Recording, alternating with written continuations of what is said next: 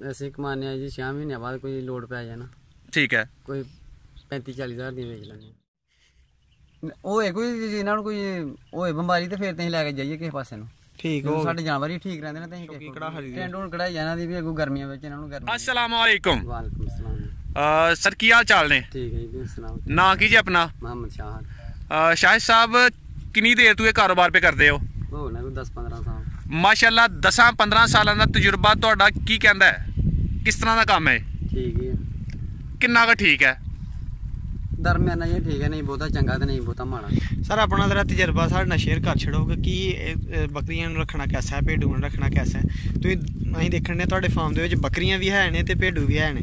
भेडू अच्छे ने कि बकरियां अच्छियां ने? ए जरा सानूं तफसील नाल थोड़ा दस छड़ियो। सानूं जी भाजी भेडू अच्छे लगदे ने। भेडू अच्छे लगे? वजह? क्योंकि जिथे छड्डियो उत्थों ਸਕੂਨ ਨਾਲ ਚੁਗਦੇ ਰਹਿੰਦੇ ਨਾ। ਸਿਰਫ ਚਾਰਨ ਦੀ ਇਹਨਾਂ ਨੂੰ ਫਾਇਦੇਮੰਦ ਨੇ ਚਾਰਨ ਦੇ ਵਿੱਚ, ਜਾਂ ਫਿਰ ਉਂਝ ਵੀ ਪ੍ਰੋਫਿਟ ਵਗੈਰਾ ਦੇ ਵਿੱਚ ਵੀ ਕੋਈ ਬਿਹਤਰੀਨ ਨੇ ਉਹਨਾਂ ਨਾਲ ਬਕਰੀਆਂ ਨਾਲ? ਅਸੀਂ ਆਪਣੀ ਸਹੂਲਤ ਵਾਸਤੇ ਕਹਿੰਦੇ ਆ ਵੀ ਸਾਡੇ ਗੁਜ਼ਾਰੇ ਵਾਲੀਆਂ ਠੀਕ ਹੀ ਨਾ। ਹਾਂ ਹਾਂ ਹਾਂ। ਨਹੀਂ ਨਾ ਮਗਰ ਬਹੁਤੀ ਦੌੜਨੇ ਪੈਂਦਾ ਨਹੀਂ ਕੁਛ। ਠੀਕ ਹੋ ਗਿਆ। ਅੱਛਾ ਸਰ, ਤੁਸੀਂ ਕਿਹਾ ਕਿ ਗੁਜ਼ਾਰੇ ਵਾਸਤੇ ਬਿਹਤਰ ਹੈ। ਹਾਂਜੀ। ਤੁਸੀਂ ਦੱਸ ਸਕਦੇ ਹੋ ਕਿ ਇਹਨਾਂ ਵਿੱਚੋਂ ਤੁਸੀਂ ਕੀ ਕਮਾਇਆ ਇਹਨਾਂ ਦੇ ਵਿੱਚੋਂ ਅਜੇ ਤੱਕ? ਇਹਨਾਂ ਵਿੱਚੋਂ ਖਰਚਾ ਖੁਰਚਾ ਹੀ ਆਪਣਾ ਹੋ ਜਾਂਦਾ, ਜਦੋਂ ਲੋੜ ਪਏ ਉਦੋਂ ਵੇਚ ਲੈਂਦੇ ਆ। ਸਿਰਫ ਖਰਚਾ? ਹਾਂਜੀ। ਇੰਨੇ ਜਾਨਵਰਾਂ ਨੂੰ ਕਿਉਂ ਫਿਰ ਰੱਖ ਛੜਿਆ ਤੁਸੀਂ? ਅਗਰ ਖਰਚਾ ਖੁਰਚਾ ਹੀ ਬਿਹਤਰ ਕਰਨਾ ਹੀ ਕੋਈ ਕੰਮ। ਬਿਹਤਰ 3 ਬੰਦੇ ਨੇ। ਅੱਛਾ। ਉਹਨਾਂ ਦੀਆਂ ਥੋੜੀਆਂ ਨੇ ਫਿਰ ਸਾਰਿਆਂ ਜਣਿਆਂ ਦੀਆਂ। ਤੇ ਇਹਨਾਂ ਨੂੰ ਵਧਾਇਆ ਨਹੀਂ ਤੁਸੀਂ? 10-15 ਸਾਲ ਕੱਢ ਛੜੇ ਨੇ। ਹਾਂਜੀ। ਵਧਾਇਆ ਕਿਉਂ ਨਹੀਂ? ਵਧਾਇਆ ਇਸ ਵਾਸਤੇ ਨਹੀਂ ਵੀ ਤੂੰ ਖਰਚਾ ਵੀ ਬੱਚਿਆਂ ਵਾਸਤੇ ਤੋਰਨਾ ਜਾਣਾ, ਜੇ ਵਧਾਈਏ ਤੇ ਫਿਰ ਉਹਨਾਂ ਨੂੰ ਖਰਚਾ ਕਿੱਧਰੋਂ ਦੇਣਾ। ਅੱਛਾ। ਹਾਂਜੀ। ਅੱਛਾ, ਇੱਕ ਫੈਮਿਲੀ ਨੂੰ ਚਲਾਉਣ ਵਾਸਤੇ, ਇੱਕ ਘਰ ਨੂੰ ਚਲਾਉਣ ਵਾਸਤੇ ਕਿੰਨੇ ਕੁ ਭੇਡੂ ਜਾਂ ਕਿੰਨੀਆਂ ਕੁ ਬੱਕਰੀਆਂ ਹੋਣ ਤਾਂ ਚੱਲ ਜਾਂਦਾ? ਕੋਈ 15-20 ਭੇਡਾਂ ਹੋਣ ਨਾ ਵੱਡੀਆਂ, ਉਹਨਾਂ ਦਾ ਗੁਜ਼ਾਰਾ ਕੋਈ 6 ਮਹੀਨਿਆਂ ਬਾਅਦ ਚੱਲ ਜਾਂਦਾ। ਸੋਹਣੀ ਲੋਨ ਮਾਰੇ ਚ ਤੁਰਦੀ ਹੈ ਜਾਂ ਬਸ ਠੀਕ ਹੀ ਹੋ ਜਾਂਦਾ ਕੰਮ? ਕੁਛ ਇਹਨਾਂ ਨੂੰ ਵੀ ਖਰਚਾ ਫਿਰ ਪਾਣੇ ਪੈਂਦਾ ਨਾ। ਅੱਛਾ, 6 ਮਹੀਨਿਆਂ ਬਾਅਦ ਕਿਵੇਂ ਇਕੱਠਾ ਕਰਦੇ ਹੋ? ਯਾਨੀ ਕਿ ਮਹੀਨੇ ਬਾਅਦ ਸੇਲ ਕਰਦੇ ਹੋ ਜਾਂ ਕਿਸ ਤਰ੍ਹਾਂ ਕਮਾਉਂਦੇ ਹੋ? ਅਸੀਂ ਕਮਾਉਂਦੇ ਹਾਂ ਜੀ 6 ਮਹੀਨਿਆਂ ਬਾਅਦ ਕੋਈ ਲੋੜ ਪੈ ਜਾਏ ਨਾ। ਠੀਕ ਹੈ। ਕੋਈ 35-40 ਹਜ਼ਾਰ ਦੀਆਂ ਵੇਚ ਲੈਂਦੇ ਹਾਂ। ਇਕੱਠੀਆਂ ਵੇਚ ਲੈਂਦੇ ਹੋ? ਹਾਂਜੀ। ਉਹ ਫਿਰ 35-40 ਹਜ਼ਾਰ ਸੇਵ ਕਰਕੇ ਰੱਖ ਲੈਂਦੇ ਹੋ? ਉਹ ਫਿਰ ਜਦੋਂ ਖਰਚਦੇ ਰਹਿੰਦੇ ਨਾਲ ਨਾਲ। ਅੱਛਾ, ਭੇਡੂ ਇੱਕ ਦਾ ਸਾਨੂੰ ਰੇਟ ਦੱਸੋ ਹਾਂ ਕਿ ਇਸ ਟਾਈਮ ਕੀ ਚੱਲ ਰਿਹਾ? ਇੱਕ ਤਿਆਰ ਭੇਡੂ ਜਿਹੜਾ ਕਿੰਨੇ ਦਾ ਵਿਕ ਜਾਂਦਾ? ਇਸ ਟਾਈਮ ਉਹ ਵਿਕ ਜਾਂਦਾ ਜੀ 20-22 ਹਜ਼ਾਰ। 20-22 ਹਜ਼ਾਰ ਦਾ ਇੱਕ ਭੇਡੂ। ਤੇ ਇੱਕ ਭੇਡੂ ਤਿਆਰ ਕਿੰਨੀ ਦੇਰ ਚ ਹੋ ਜਾਂਦਾ?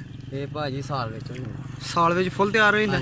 ਯਾਨੀ ਸਾਲ ਦੇ ਵਿੱਚ 20-22 ਹਜ਼ਾਰ ਦਾ। ਹਾਂਜੀ। ਤੇ ਸਾਲ ਦੇ ਵਿੱਚ ਇਹਦਾ ਕੋਈ ਖਰਚਾ ਵੀ ਆਉਂਦਾ ਕਿ ਬਸ ਇਹਨੂੰ ਚਾਰ ਚੂਰ ਕੇ ਗੁਜ਼ਾਰਾ ਕਰਦੇ? ਖਰਚਾ ਵੀ ਹੁੰਦਾ ਜੀ ਇਹਨਾਂ ਦਾ ਸਿਆਲ ਵਿੱਚ। ਖਰਚਾ ਕਾਹਦਾ ਹੁੰਦਾ ਜੀ ਇਹਨਾਂ ਦਾ ਦੱਸਿਓ? ਸਿਆਲ ਵਿੱਚ ਇਹਨਾਂ ਨੂੰ ਵੰਡਾ ਪਾਣੇ ਪੈਂਦਾ, ਕਣਕ ਵਗੈਰਾ। ਵੰਡਾ ਪਾਉਂਦੇ ਹੋ? ਹਾਂਜੀ। ਕਿਹੜਾ ਵੰਡਾ ਪਾਉਂਦੇ ਹੋ ਇਹਨਾਂ ਨੂੰ? ਕਣਕ ਪਾਉਂਦੇ ਆ। ਅੱਛਾ, ਕਣਕ ਨੂੰ ਵੰਡਾ ਕਹਿ ਰਹੇ ਹੋ ਜਾਂ ਸਪੈਸ਼ਲ? ਦਾਣਿਆਂ ਨੂੰ ਬਾਜਰਾ ਹੋ ਗਿਆ। ਠੀਕ ਹੋ, ਉਹ ਮਿਕਸ ਕਰਕੇ ਪਾਉਂਦੇ ਹੋ ਤੇ ਉਹਨੂੰ ਵੰਡਾ ਕਹਿ ਰਹੇ ਹੋ। ਉਂਝ ਕੋਈ ਵੰਡਾ ਤੇ ਨਹੀਂ ਪਾਉਂਦੇ ਇਹਨਾਂ ਨੂੰ ਗੋਸ਼ਤ ਵਧਾਉਣ ਵਾਸਤੇ? ਠੀਕ ਹੋ। ਵੈਸੇ ਕੋਈ ਗੋਸ਼ਤ ਵਧਾਉਣ ਵਾਸਤੇ ਵੰਡਾ ਹੁੰਦਾ ਇਹਨਾਂ ਦੇ? ਭਾਜੀ ਉਹ ਹੁੰਦਾ ਤੇ ਉਹ ਬੱਕਰੇ ਜਿਹੜੇ ਛਤਰੇ ਲੋਕੀ ਕੁਰਬਾਨੀ ਵਾਸਤੇ ਸ਼ੌਂਕੀਆ ਤੌਰ ਤੇ ਲੈਂਦੇ, ਉਹਨਾਂ ਨੂੰ ਖਿਲਾਉਂਦੇ ਨੇ। ਉਹਨਾਂ ਨੂੰ ਖਿਲਾਉਂਦੇ ਨੇ, ਤੁਸੀਂ ਨਹੀਂ ਖਿਲਾਉਂਦੇ? ਠੀਕ ਹੋ ਗਿਆ। ਉਹਦਾ ਕੋਈ ਨੁਕਸਾਨ ਹੈ ਕਿ ਉਂਝ ਨਹੀਂ ਤੁਸੀਂ ਖਿਲਾਉਂਦੇ? ਉਹ ਭਾਈ ਸਾਡੇ ਚ ਪਹੁੰਚ ਹੀ ਨਹੀਂ ਪੈ ਸਕਦੀ। ਠੀਕ। ਮਹਿੰਗਾ ਹੁੰਦਾ ਜ਼ਿਆਦਾ? ਹੋ ਸਕਦਾ ਮਹਿੰਗਾ ਹੁੰਦਾ ਹੈ, ਲੇਕਿਨ ਮਹਿੰਗਾ ਹੁੰਦਾ ਤੇ ਉਹਦਾ ਫਿਰ ਗੋਸ਼ਤ ਵੀ ਤੇ ਵੱਧਦਾ ਨਹੀਂ ਜ਼ਿਆਦਾ? ਨਹੀਂ, ਸਾਨੂੰ ਸ਼ੌਂਕ ਹੀ ਨਹੀਂ ਪਾਉਣ ਦਾ, ਬੰਦਾ ਗਲਤ ਗੱਲ ਕਰਦਾ ਰਹੇ। ਠੀਕ ਹੋ ਗਿਆ। ਯਾਨੀ ਤੁਸੀਂ ਢਿੱਲੇ ਤੁਰ ਜਾਂਦੇ ਨਾ ਬਸ? ਹਾਂਜੀ। ਠੀਕ ਹੋ ਗਿਆ। ਬਸ ਮਾੜਾ ਮੋਟਾ ਗੁਜ਼ਾਰਾ ਚੱਲਦਾ ਰਹੇ। ਇਹਨੂੰ ਵਸੀਹ ਕਾਰੋਬਾਰ ਨਹੀਂ ਕਰਨਾ ਚਾਹੁੰਦੇ? ਇਹਨੂੰ ਵਸੀਹ ਪੈਮਾਨੇ ਤੇ ਨਹੀਂ ਲੈ ਕੇ ਜਾਣਾ ਚਾਹੁੰਦੇ? ਕੀ ਵਜ੍ਹਾ? ਮਤਲਬ ਇਹਨੂੰ ਵੱਡੇ ਪੈਮਾਨੇ ਤੇ ਨਹੀਂ ਕਰਨਾ ਚਾਹੁੰਦੇ? ਬਹੁਤੀਆਂ ਭੇਡੂ ਰੱਖ ਕੇ ਤੇ ਪੈਸੇ ਬਹੁਤੇ ਨਹੀਂ ਕਮਾਉਣਾ ਚਾਹੁੰਦੇ ਤੁਸੀਂ? ਨਾ ਭਾਜੀ, ਸਿਰਫ ਘਰ ਦਾ ਗੁਜ਼ਾਰਨ ਵਾਸਤੇ ਰੱਖੇ ਨੇ। ਠੀਕ ਹੋ। ਕੋਈ ਇਹਨਾਂ ਦੇ ਮਤਲਬ ਜਾਣ ਗਏ ਹੋ ਕਿ ਜਾਂ ਫਿਰ ਹਲੇ ਬਸ ਐਵੇਂ ਹੀ ਕੰਮ ਚਲਾ ਰਹੇ ਹੋ? ਅਸੀਂ ਕੁਝ ਵੀ ਨਹੀਂ ਜਾਣਦੇ ਇਹਨਾਂ ਦੇ ਬਾਰੇ। ਇਹਨਾਂ ਦੇ ਬਾਰੇ ਕੁਝ ਨਹੀਂ ਜਾਣਦੇ?